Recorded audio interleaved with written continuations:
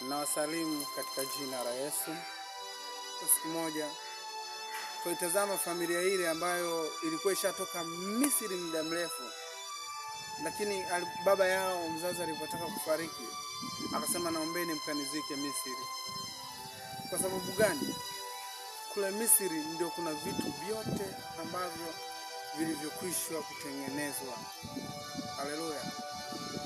Kwa hiyo nataka nikwambie wewe leo ambaye umebahatika kunisikiliza, mimi mwinjilisti Zakaria na mtumishi wa Mungu, umebahatika kunisikiliza. Nataka nikwambie kwamba kutoka Misri kipo kibarua, upo uandalizi, namna ya kuandaa uandalizi mkubwa ili ufanikiwe kutoka Misri.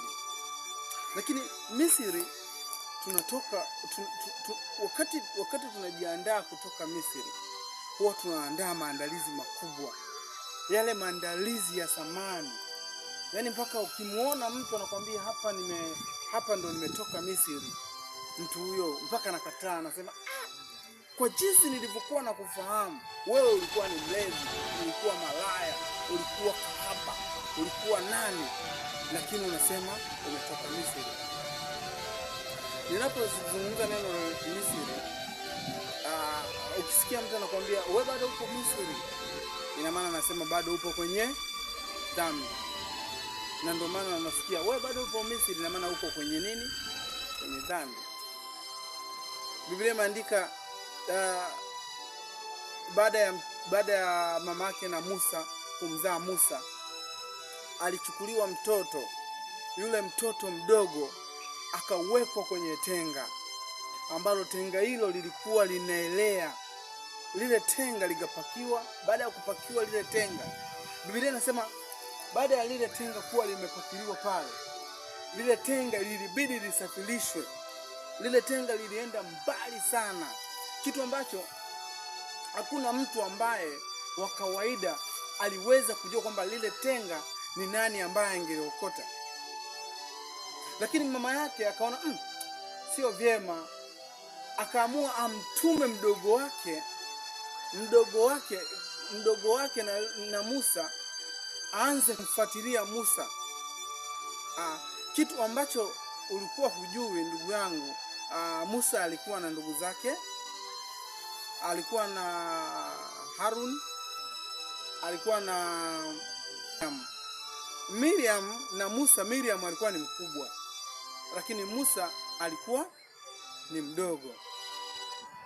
Na nataka nikwambie, unajua ni kwa nini Musa hakufanikiwa kufika Kanaani? Musa hakufanikiwa kufika Kanaani sio kwamba alitenda dhambi. Sikiliza, sio kwamba Musa alitenda dhambi. Musa alikuwa hana sababu za kufika Kanaani, kwa sababu Biblia inasema Musa alifanya vitu ambavyo kwenye taifa la Israeli hakuna mtu ambaye angefanya mtu mwingine. Na ndio maana leo unaona kwamba viko vitu vingi sana ambavyo vimekuwa vikihangaisha jamii, hasa kwenye mambo ya kimahusiano, vimekuwa vinahangaisha jamii mpaka unakuta sasa hivi maana yake ni nini? Ni kwa sababu Musa, ndugu yangu, hakufanikiwa kufika nchi teule, sababu Mungu aliona si vyema Musa kumfikisha nchi teule. Lakini hivyo Musa kama Musa ni mtu ambaye alifanya mambo makubwa kwenye taifa la Israeli, mpaka taifa la Israeli lenyewe, taifa la Israeli likasema hakika huyu alifaa kufika nchi ya ahadi. Ndugu yangu, sikiliza nikwambie, leo mimi ninakuletea neno la Mungu kwa sababu sasa Mungu yuko kwa mapana. Mungu yupo kwa mapana na anaeleza vizuri. Hakuna kitu ambacho kwa sasa hivi ambacho kinachomfanya Mungu usilisikie neno la Mungu, kwa sababu hiyo na asikie. Mtu ambaye hataki kuelewa kwamba Mungu yupo, na ndio maana kila mahali watu wamekuwa wakihubiri Injili.